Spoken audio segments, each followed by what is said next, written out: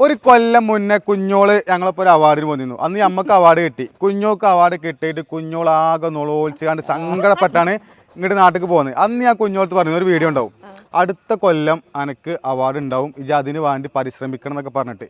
ഇക്കൊല്ലം ഓളത് നേടിയെടുത്തു. ഇതാണ് award.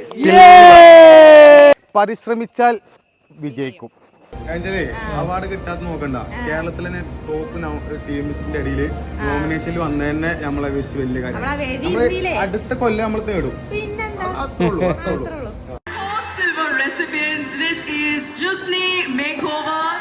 Celebrating the Chavakard wedding, and I truly mean celebrating in its true sense. Please make some noise, and I would makeup stylist wedding post wedding. ഇതിലും വിജയിച്ചു.